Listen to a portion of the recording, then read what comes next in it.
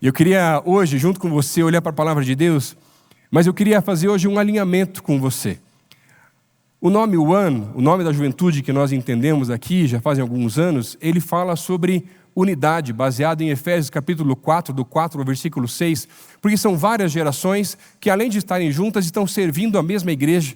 E essa é uma das coisas lindas que nós vivemos nessa mesma igreja, numa igreja multigeracional, que pode cooperar para o avanço do reino de Deus, não só em uma localidade, mas em mais localidades ainda. Mas a grande questão é que muitas vezes a nossa grande dificuldade, mesmo como igreja, ou às vezes como família, porque a igreja também é uma família, e por isso que coisas que acontecem na sua casa não são tão diferentes de coisas que acontecem também na igreja. O problema é que no meio daquilo que é mais comunitário, muitas vezes o problema realmente é o meu coração. Porque o meu coração está desalinhado, o meu coração tem as suas próprias vontades, os seus desejos, aquilo que ele quer ou não quer fazer, mas se eu tentar colocar junto com você, você vai ter os seus próprios desejos, mas para que a unidade possa acontecer no nosso meio, para que um dia nós possamos viver essa promessa de unidade do Senhor, e um dia, para que todos sejam um de verdade, o ritmo que nós precisamos caminhar como obra, como igreja, como ministério, não é o meu coração, é o teu coração, é o coração do próprio Pai, e quando nós alinhamos os nossos corações com os corações de Deus, aí sim, essa é a única maneira que nós podemos de verdade caminhar em unidade. Eu estou lendo um livro muito interessante que fala sobre a base da unidade cristã, do Martin Lloyd-Jones, e é muito legal, que tem uma parte que ele fala algo tão profundo que tem ecoado na minha mente já fazem algumas semanas. Ele vai falar que uma igreja dividida é uma ofensa para o mundo.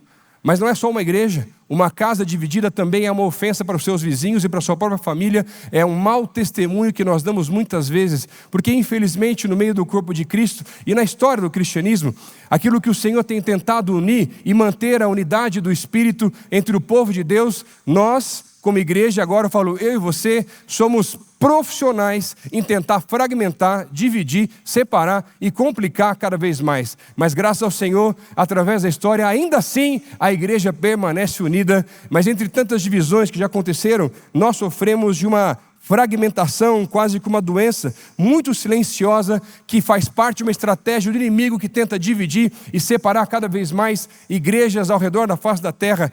E essa estratégia é muito antiga, ela é simplesmente dividir e conquistar. E cada vez que estamos mais distantes, estamos cada vez mais fracos na caminhada espiritual. Mas quando estamos juntos somos muito mais fortes e podemos realizar coisas ainda maiores para o avanço do reino de Deus nessa geração, nessa vida, naquilo que o Senhor tem colocado sobre cada um de nós. E eu acho tão interessante porque a divisão faz parte da história da humanidade, mas nunca deveria ter feito parte da história da igreja do Senhor Jesus. Mas infelizmente nós somos profissionais nessa arte da fragmentação, desde os tempos ainda de Caim e Abel, Esaú, Jacó, Saul e Davi, o reino do norte, o reino do sul, os judeus e gentios, ou o cisma do oriente com o ocidente, ou tantas atrocidades do tempo de massacres que aconteceram na história da igreja, como o massacre dos latinos ou a noite de São Bartolomeu, mas ainda nos nossos dias as igrejas sofrem com a mesma estratégia do inimigo, dividir e conquistar, e está enfraquecendo cada vez mais a igreja do Senhor Jesus, que se reúne na face da terra. Mas eu creio que o Senhor tem trazido um tempo novo, através da unidade do Espírito, para que a igreja possa se unir como nunca, porque já passou da hora de começarmos a reescrever a história do cristianismo através da unidade do corpo de Cristo e não mais através da divisão.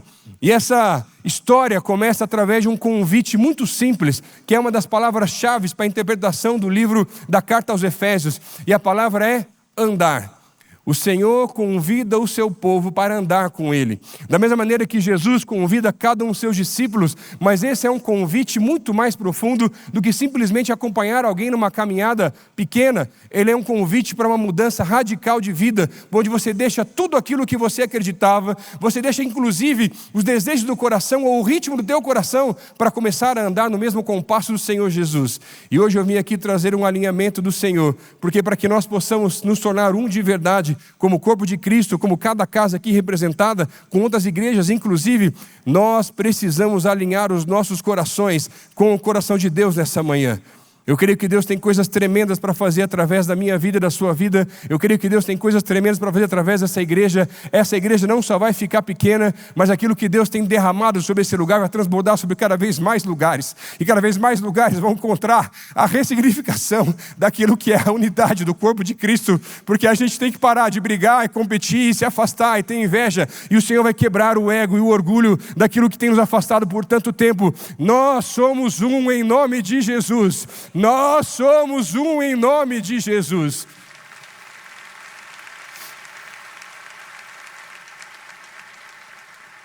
Quero pedir para você abrir a sua Bíblia no livro de Efésios, capítulo 4, e eu quero olhar para a palavra de Deus hoje, junto com você, para entender quais são alguns ajustes que nós precisamos fazer para viver essa unidade nesse nível do Espírito na nossa caminhada cristã, na nossa igreja, na nossa casa, na nossa empresa e até mesmo na nossa vizinhança.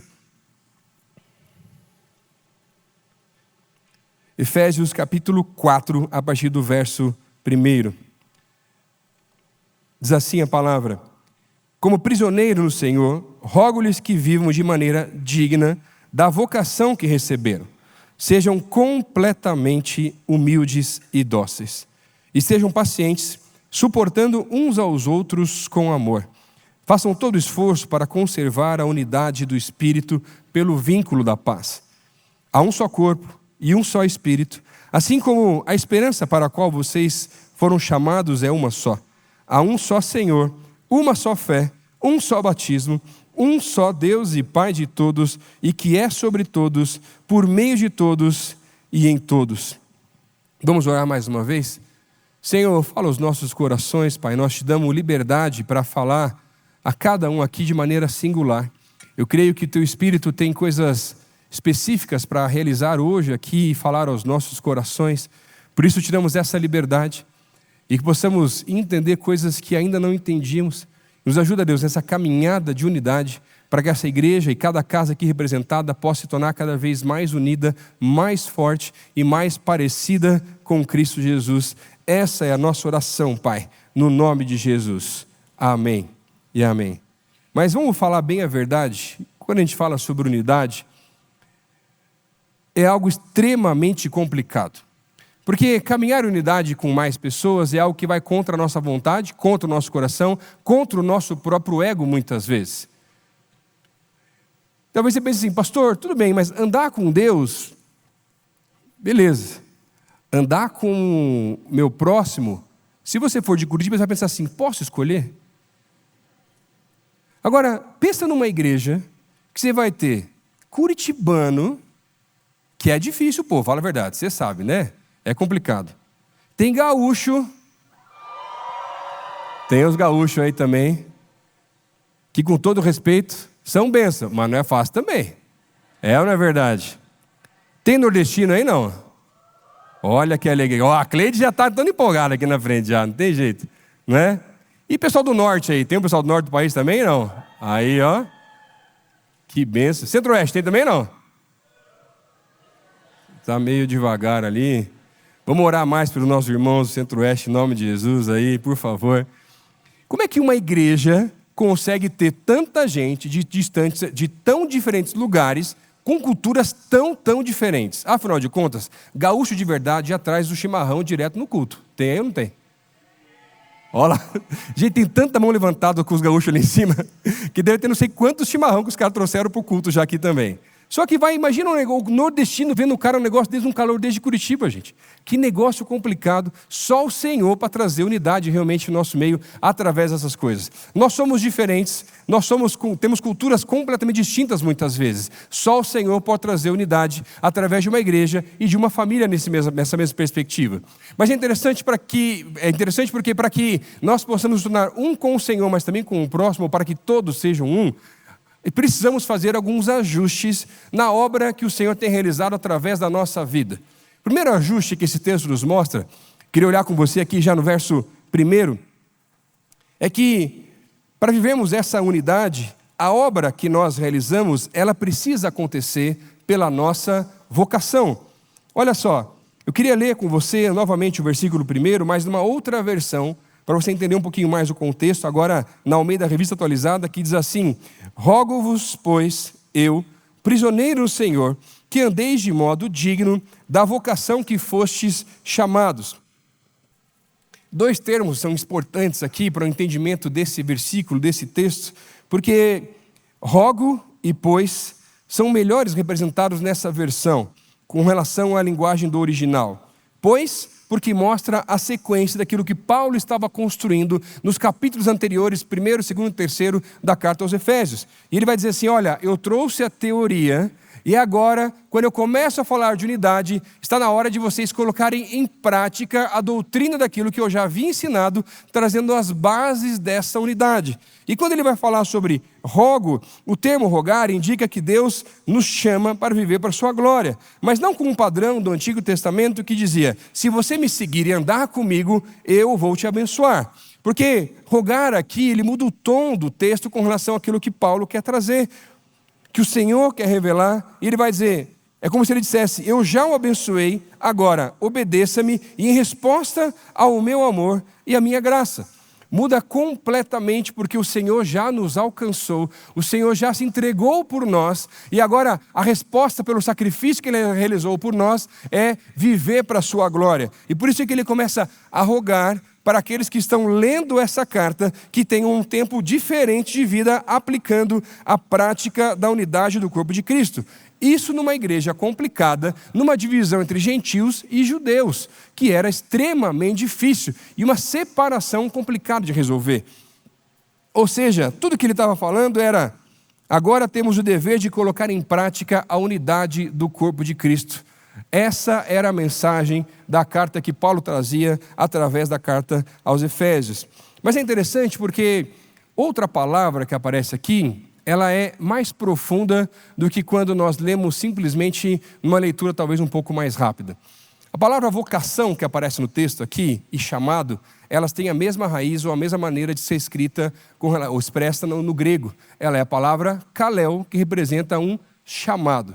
Mas eu confesso para você que quando eu leio um texto como esse, muitas vezes na minha percepção, até pelo meu modo de ser, ou de trabalhar, de correr meio workaholic nas coisas e aquela coisa toda, me vem muito a impressão de que quando Paulo vai falar para você viver de modo digno, a vocação ou o chamado que Deus tem para a sua vida, é você fazer as coisas com excelência. Ou você entender: não, meu ministério é esse aqui, já que o Senhor colocou isso sobre as minhas mãos, eu vou realizar da melhor maneira que eu puder, com todo o meu apreço e por aí vai. Ou talvez, em alguns momentos, pensando: não, de repente Paulo está construindo uma base para trabalhar um pouco mais a ideia, por exemplo, dos 5 ministérios. Falando agora sobre os dons de governo da igreja, ou a maneira que os dons são distribuídos ali, e a igreja coopera e trabalha junto. Mas a grande questão é que quando a gente aprofunda mais o estudo desse mesmo texto, vocação aqui não tem a ver com aquilo que eu ou você podemos tentar fazer para Deus. Vocação aqui não é o meu chamado. Vocação aqui não é porque eu sou o pastor. Vocação aqui não é a tua profissão. Vocação aqui não é qualquer coisa que você pode fazer para Deus ou por Deus. Vocação aqui é mais profundo, porque a tua vocação não é ser o melhor profissional que você é na tua área. A tua vocação não é o ministério que você exerce na igreja local. A tua vocação não é nem o discipulado ou qualquer outra coisa ministerial que a gente pode tentar colocar aqui agora para exemplificar um pouco mais isso que eu quero te trazer. Eu acho muito interessante em Lucas, capítulo 1, quando o Senhor envia o anjo Gabriel para ter um encontro com Zacarias e trazer a mensagem que eles já na idade avançada, ele e sua esposa Isabel, estavam lá já nem mais acreditando que um dia poderiam ter um filho. E aí ele traz a mensagem, ele duvida, fica mudo, você conhece a história. Mas é interessante porque no versículo 19 desse texto, enquanto Zacarias está tendo uma conversa, um tempo ali com Gabriel, ele fala assim: mas o que você faz? E Gabriel responde: eu permaneço na presença. E da presença eu trago uma mensagem. A vocação dos anjos, a vocação nossa, não tem a ver com aquilo que a gente tem que fazer. A nossa vocação é permanecer na presença. E da presença é de onde vêm as missões, o chamado, e da presença é onde vem a direção, é da presença onde vem as forças, é da presença onde vem o vigor, não o contrário. Mas é muito mais fácil para nós fazer o contrário, porque é mais palpável para nós já sair trabalhando, já sair fazendo, já sair realizando. É muito mais fácil organizar um culto, por exemplo, do que ir na presença e no secreto, e a partir disso entender de Deus o que é para realizar naquele culto. Ainda mais que você passa um tempo maior na igreja, e você tem um tempo de crente e entra no automático. Agora, a palavra de Deus fala algo complicado com pessoas assim, no livro de Apocalipse. Daqueles que abandonaram o primeiro amor. Eu conheci uma jovem recentemente, e ela contou para mim que quando ela tinha uns 11 ou 12 anos de idade, ela teve um sonho muito estranho. E ela entendia que era algo espiritual realmente. Nesse sonho, ela ainda muito nova, ela via algumas famílias com roupas muito sujas, poucas bagagens ou quase nenhuma bagagem, perambulando por desertos e por alguns lugares. E ela não sabia o que estava acontecendo, ela ainda não tinha tanto entendimento, e ela começou a ficar em crise com relação àquilo, e nesse sonho, essas pessoas gritavam e clamavam em várias línguas, dizendo assim: vem me ajudar, vem ajudar os seus irmãos. Ela acorda daquele sonho, relata para o seu pai, para sua mãe, ainda muito nova, desesperada, sem saber a interpretação do sonho, o que era aquilo, ela começa a buscar na presença do Senhor. Senhor, o que o Senhor quer fazer com esse sonho? É algo da minha cabeça? É algo do Senhor? O que o Senhor quer realizar através disso? 5 anos depois, com 17 anos de idade, ela assiste uma reportagem uma vez num jornal, na televisão, e vai ver, e ela fica impactada pela causa humanitária dos refugiados afegãos. E ela começa a entender que o sonho dela podia ter alguma coisa a ver com aquilo, mas não começou diretamente com os refugiados, começou na presença. E aí ela começa a ficar pensando assim: o que eu posso fazer para tentar ajudar de alguma maneira? E ela tem uma ideia. Ela escreve uma carta para o presidente. Mas não teve a resposta. Como qualquer um de nós talvez fizesse a mesma coisa e também não teria a resposta. Mas aí ela fala assim: tá, tentei, fiz lá, mas o que eu posso fazer a mais? E ela volta para a presença e começa a tentar entender, e entende do Senhor que ela tinha que escrever uma cartilha e pesquisar o máximo que ela pudesse para facilitar para pessoas que não entendiam nem mesmo português, como que podiam ser solicitados vistos de ajuda humanitária para afegãos e outros povos para o Brasil. E aí, a cartilha fica tão boa, de uma menina de 17 anos de idade, que a Organização Mundial de Migração adota a cartilha dela para usar. 2 anos depois, chega a primeira família. Ela: o que eu faço com uma família de afegãos? Ela faz parceria com igrejas. Hoje, são 45 cidades de igrejas recebendo refugiados afegãos através de uma ONG que ela criou com os seus pais. Ela tem 23 anos de idade e já trouxe 985 refugiados do Afeganistão para o Brasil. Você está entendendo o que acontece quando começa na presença? Para de fazer, meu irmão. Não é sobre fazer, é sobre permanecer. A gente está gastando tempo demais tentando realizar ou chamar a atenção de Deus, ou tentar chamar de alguma maneira. Não é sobre isso, é sobre permanecer na sua presença, porque da presença é onde vai surgir cada vez mais a direção e aquilo que nós realmente devemos fazer. Por muito tempo na minha vida, eu tentei através do meu trabalho ou das minhas ações, de alguma maneira agradar ao Senhor. Chegou um momento da minha vida que eu estava tão cansado e tão esgotado que eu não tinha forças para quase mais nada. Num esgotamento, porque eu não entendia que eu era filho, e filho já tem a sua posição, porque já tem a sua filiação. E eu tentava e não parava, e achava que quanto mais eu trabalhasse, mais eu poderia conquistar alguma coisa diante do Senhor. Fui parar num psicólogo.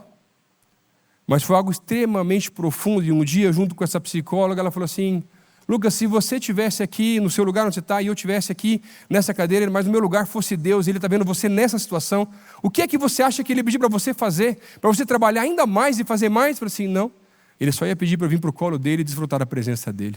Meu irmão, eu vim aqui hoje para pedir para você, para alinhar o teu coração com o Senhor e voltar para a presença dEle, parar de tentar realizar tantas e tantas coisas, e às vezes a gente tentando fazer tanta coisa assim por aí afora, está mais estragando na verdade do que abençoando. Eu quero convidar você para um tempo de secreto, para um tempo de refrigério, e da presença o Senhor vai trazer direção nova, palavra nova, estratégia nova daquilo que você tem ou não tem que fazer na sua vida, em nome de Jesus. Em segundo lugar, o texto nos apresenta aqui também que para realizarmos essa mesma obra, a obra precisa acontecer através do amor. Versículo 2, assim: sejam completamente humildes e dóceis, sejam pacientes, suportando uns aos outros com amor. O maior mandamento que o Senhor nos apresenta é amar a Deus acima de todas as coisas e ao próximo como a nós mesmos. O que Paulo está falando aqui é sobre o vínculo da unidade, que é o amor. O que ele apresenta em 1 Coríntios capítulo 13, versículo 13, quando ele diz: assim permaneçam agora essas três: a fé, a esperança e o amor. O maior deles, porém, é o amor. Ou em Romanos capítulo 14 e 15, quando Paulo vai falar que nós devemos aprender a andar em amor. E é interessante porque o termo utilizado aqui nesse versículo, quando Paulo fala sobre suportai-vos uns aos outros em amor, ele não necessariamente demanda simplesmente aquela coisa de simplesmente apoiar. Porque é interessante, porque o termo no original, na verdade, ele tem uma representação um pouquinho diferente. Ele representa tanto suportar, como pode também representar, na mesma raiz da palavra, sofrer ou tolerar. É o mesmo termo utilizado em Marcos capítulo 9, versículo 19, quando o Senhor vai dizer: até quando vos sofrei, trazei-o a mim. É interessante porque quem ama, suporta, tolera e até sofre junto quando precisa. Você lembra de alguma vez que você sofreu por amor? O negócio complicado, não é verdade? Eu lembro que quando eu ainda era muito novo, já estava pela 4ª ou 5ª série, pelo menos é aquilo que me vem à memória, eu lembro que eu tive uma paixão por uma amiga da escola. Aqueles termos de você ter aquelas borboletas no estômago, né? Aquele negócio, a gente está sorrindo um pouquinho mais agora que você está apaixonado, meu irmão. Se olhar para a esposa agora, você vai ganhar o dia, aproveita. E aí eu fiquei pensando o que eu podia fazer para tentar declarar o meu amor por essa pessoa.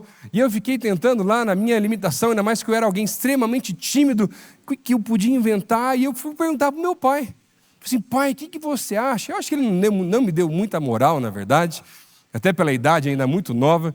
Mas falou assim: não, mas então compra um presente para ela. Eu falei: com que dinheiro, pai? Não tem nem dinheiro, não tenho. Me deu R$10, gente. E eu fui a comprei um presente para ela, escrevi um cartão, levei, marquei um dia para lá conversar lá na saída da escola, fui conversar com ela, e aí entreguei o presente. Ela pegou, gente, tinha um ursinho, tipo esse aqui, ó. Aquela megera. Não falou nada, virou as costas e levou o ursinho embora ainda por cima, nem para deixar o ursinho pelo menos, né, gente? Mas sabe, o amor, ele também tem um lado de sofrimento, porque a gente nem sempre vai ser correspondido da mesma maneira, e muitas vezes sofremos porque amamos uma pessoa e vemos ela passando por situações que ela não precisaria passar por elas. Pensando dessa forma, às vezes eu fico imaginando em casa, coisa minha, tá, gente, agora, só para evitar o sofrimento das minhas filhas no futuro, eu queria fazer uma pesquisa aqui, quem sabe alguns pais vão aceitar e trabalhar comigo. A gente abriu o primeiro convento evangélico. Favoráveis, uma das mãos, bem batista, por favor. Está aberto em nome de Jesus. Brincadeira, gente, brincadeiras à parte. Mas, sabe por que muitas vezes nós não conseguimos caminhar em unidade? Porque nós não amamos quem Deus ama. Nós não conseguimos olhar uns para os outros como irmãos em Cristo Jesus. A gente olha com o passado, com os traumas, com as divisões, com as inimizades, com partidarismos ou coisas complicadas que já aconteceram. E essa é a grande questão, porque a unidade só pode ser gerada através de um amor que, se precisar, pode sofrer, suportar e tolerar coisas que naturalmente a gente não gostaria de passar. Muito parecido com família, não é verdade?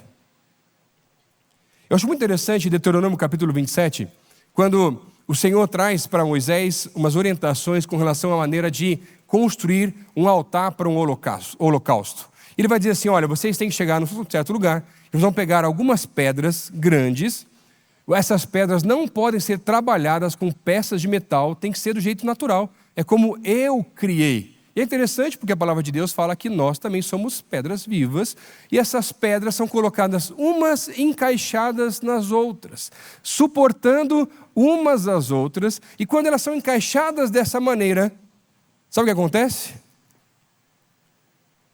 nós revelamos o sacrifício de Cristo. Por uma igreja revelar o sacrifício de Cristo, por uma igreja revelar o Senhor, ela precisa caminhar em unidade. Mas é difícil, porque tem umas arestas complicadas e estão tentando encaixar algumas peças que parecem que não estão encaixando tão bem assim quanto realmente deveriam. Mas sabe como uma igreja revela Cristo? Quando anda junto. Como uma família revela Cristo? Quando ela anda junto. Quando uma empresa revela Cristo? Quando ela caminha junto em amor ao Senhor Jesus. E sabe, o problema muitas vezes é que nós gostamos muito de usar a primeira pessoa do singular, quando no reino de Deus deveríamos usar a primeira pessoa do plural. Deus é quem nos dá da sua graça, da sua bênção, tudo aquilo que nós temos é do Senhor. Mas quando chega a hora da verdade, nem tudo é do Senhor realmente. Quando eu vim trabalhar na igreja, eu entendi uma direção de Deus, e de Deus me deu uma palavra que Ele ia me sustentar em tudo aquilo que eu precisasse. E graças ao Senhor até hoje não faltou nada. Mas eu lembro que naquela ocasião, eu tinha ainda naquela época, nem se usa mais praticamente hoje em dia, um talão de cheque, e eu fiz um cheque e eu escrevi assim: tudo que eu tenho é de Deus. Coloquei num quadro que eu uso até hoje numa sala que eu tenho aqui na igreja, que eu tenho usado ali faz um tempo, para lembrar que nada é meu e tudo é dele. Cuidado com o que você promete e assina para Deus, meu irmão. Um dia o cheque é compensado. Passaram-se os anos. Há uns 2 anos atrás, uma das nossas conferências aqui, teve um casal que veio participar da conferência e estavam em uma fase bem apertada da vida, deixaram o carro na rua para não pagar estacionamento e levaram o carro deles. No outro dia eles nem vieram no culto, porque não tinha nem dinheiro para poder vir, nem com ônibus para a igreja. Chegou essa história para mim e eu fiquei muito compadecido e comecei a pensar assim: não, Senhor, então se chegou em mim essa história aí é para a gente fazer uma mobilização como igreja, e aí a igreja se une e a gente vai levantar um recurso e vai ser uma bênção, e vai ser um mover de Deus ali, e a gente como corpo de Cristo, agora é unidade, né? Agora no plural, como corpo de Cristo, a gente abençoa essa família. E Deus falou assim: ó, é com você que eu estou falando. Então Deus, mas é comigo mesmo, eu vou lá, pego o microfone e falo. Eu falei: não é assim. Você um dia lá no teu passado não falou para mim que tudo que você tem é meu? Eu falei assim: falei, né, Deus? Então, só estou pedindo. Se Deus, mas é uma reserva de emergência. A minha emergência é você, meu filho. Para com isso. É só uma reserva lá. Então, mas é esse valor que eu quero usar. Lá em casa, graças a Deus, nós temos um trato, eu e minha esposa. Se Deus falou, está falado. Porque senão, gente, eu chegar em casa, é capaz da fechadura estar trocada em casa depois. E a gente entregou. E sabe, eu quero chegar no final da minha vida, seja lá quantos anos forem, bem velhinho, ainda pregando em nome de Jesus, mas tendo o privilégio de falar quantos carros eu pude dar e não quantos eu pude receber. Não é sobre dar, não é sobre receber, é sobre dar, meu irmão. Mas isso demanda desprendimento. Isso demanda coisas que vão contra a nossa natureza carnal, contra a nossa própria vontade muitas vezes. Em terceiro lugar, aqui para a gente finalizar, queria olhar junto com você aqui. A obra, ela precisa acontecer através do vínculo da paz. Versículo 3 diz assim: façam todo o esforço para conservar a unidade do Espírito pelo vínculo da paz. A obra que realizamos precisa ser através da paz. A paz de Deus seja o árbitro ou o juiz dos nossos corações. Mas isso demanda um esforço, meu irmão, sobrenatural.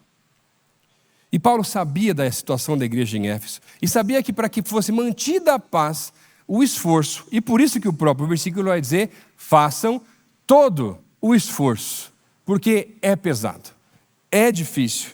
O esforço não era simplesmente para unir, porque o esforço que na verdade o povo estava fazendo era o contrário.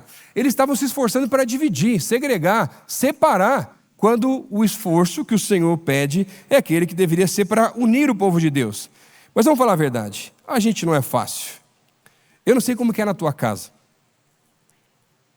mas quando eu casei com a minha esposa, 2 culturas completamente diferentes se chocaram. Você está entendendo o que eu estou falando, né? O marido não concorda muito, só faz com o olho, pisca assim, só que é mais fácil nesse momento. Só que, vou contar um segredo para você, meu irmão. Até na casa do pastor, às vezes sai faísca.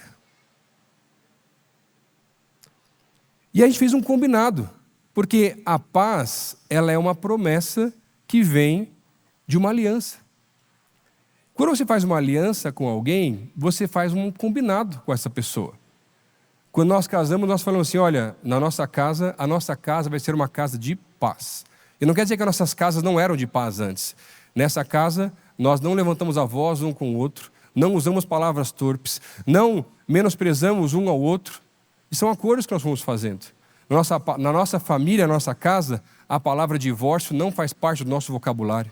Na nossa família, aqui nessa casa, nós não levantamos a voz ou a mão, qualquer outra coisa um com o outro. Eu não tirei alguém da casa dos pais para tratar essa pessoa mal. Você está entendendo o que eu estou falando, meu irmão? Mas ainda assim, às vezes, você faísca. E a gente fez um combinado. Porque às vezes, quando está se estranhando, a gente combinou assim, um dos dois fala assim, vamos conversar depois? Sabe por quê? A gente está desalinhado. Como é que eu vou me alinhar com o meu cônjuge se eu estou desalinhado com Deus? Mas sabe o que me dá muita raiva? Toda vez que eu vou alinhar com Deus, eu estou errado, meu irmão. É possível um negócio desse? Acho que a única vez que eu tive certo, eu fiquei tão orgulhoso que eu pequei também depois. Não é fácil a vida do crente, meu irmão. Mas hoje eu vim trazer essa mensagem para alinhar o teu coração com Deus. Alinhar o teu coração com o teu filho, com a tua filha, com o teu cônjuge, com o teu vizinho, com o teu chefe, com o teu parceiro de trabalho, ou qualquer outra pessoa. Alinhar o teu coração com a igreja. Recentemente eu conheci um homem aqui da igreja, um irmão nosso. Ele estava compartilhando a história junto com a minha esposa. E ele falou assim, olha, por muito tempo na minha vida eu estava tentando conseguir o meu trabalho dos sonhos. O meu currículo já era bom, eu era qualificado para aquele trabalho. E por 10 anos eu estava tentando entrar nesse lugar e eu não conseguia. Chegava sempre entre os últimos lá, mas na hora H não me chamavam. E aquele homem ficava frustrado. Não estava entendendo por que aquilo não acontecia. Até que ele, um dia, tendo um tempo com o Senhor fala assim, olha, você tem coisas para resolver na sua vida ainda. O seu pai o havia abandonado quando ele era pequeno, e ele guardava uma mágoa absurda com relação ao pai dele por causa daquilo. Ele sai de Curitiba, vai para o Mato Grosso do Sul, chegando lá, para tentar encontrar o seu pai, sem notícias nenhuma dele, o telefone toca, do banco. Olha, se você vier agora para a entrevista, a vaga é tua. Eu falei assim, mas eu estou entendendo Deus me impulsionando para esse lugar, como é que eu vou voltar? E ele pergunta, posso ser na segunda-feira, eu estou numa viagem? Eu falei, pode, não tem problema. Primeira parte resolvida. Ele vai na casa da família, ninguém sabe onde o pai estava, o pai tinha problema com drogas já fazia muito tempo e ficava perambulando pela cidade. Ele começa a caminhar pela cidade, encontra uma tia que fala, a última vez que ouvimos a notícia do seu pai, ele estava numa UPA da cidade. Ele vai até aquela UPA e o pai não estava mais lá. Disseram que ele estava internado num hospital adventista da cidade. Quando ele chega lá, era sábado, ele não podia entrar. Ele desesperado começa a orar e clamar e pedir, explicar a sua história e finalmente deixam ele entrar naquele lugar. Quando ele entra naquele lugar e encontra o seu pai acamado num quarto, ele quando encontra os seus olhos com os olhos dele, ele simplesmente fala assim, pai, eu te perdoo. O pai começa a convulsionar. Os médicos levam ele da sala e poucos anos depois o pai dele havia falecido. Ele volta para casa, consegue o emprego que tanto queria, mas ele tinha alinhado o coração com aquilo que Deus tinha falado para ele. Honrar o seu próprio pai. Que não tem a ver com merecimento, tem a ver com mandamento, é diferente o processo. Quando a minha primeira filha nasceu, teve uma madrugada que ela não parava de chorar por nada. Eu estava desesperado. Já tinha orado de pé, de joelho, deitado, estava em jejum, mas não tinha mais o que fazer. 3 horas depois, você nem raciocina direito com tanto choro, enquanto ela no colo, tentando chacoalhar um pouco mais ainda, eu lembrei de uma palavra que uma enfermeira havia dito para nós no hospital, para mim e para minha esposa. Ela falou assim, pai, mãe, se um dia a criança chorar muito, coloca ela bem pertinho do coração e ela vai ouvir os batimentos do pai ou da mãe, ela para de chorar. Mas eu converso para você que eu não acreditei porque eu tinha lido vários livros, tinha feito vários cursos. E eu só percebi que eu não sabia nada quando eu cheguei o primeiro dia em casa com a minha filha. Coloquei ela foi se acalmando e parou de chorar. Na mesma hora o Espírito Santo de Deus me visitou e falou assim, Lucas, você é igualzinho a sua filha. Inquieto? O que você mais precisa é voltar para a minha presença e alinhar o teu coração com o meu coração. Para você ter paz na tua família, Você tem que alinhar o teu coração com Deus primeiro, para alinhar depois com seus filhos, com seus pais, com seus avós, com a sua família por completo. Para você ter um coração extremamente alinhado, a questão primeiro é vertical e não horizontal. Mas sabe qual é o problema de tudo isso? A teoria é muito bonita, mas a prática é extremamente complicada, e por isso que Paulo vai falar que demanda muito esforço e muito trabalho. Eu queria só ilustrar para você, para a gente finalizar essa mensagem. A unidade é uma obra do Espírito. É algo que o Senhor quer realizar no seu povo.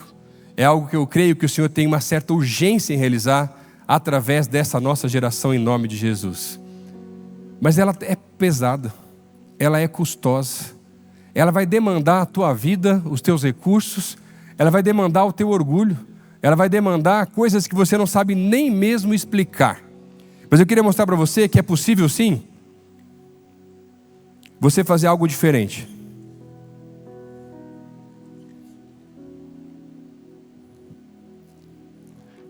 Vai ser pesado, mas dá para fazer melhor daqui para frente.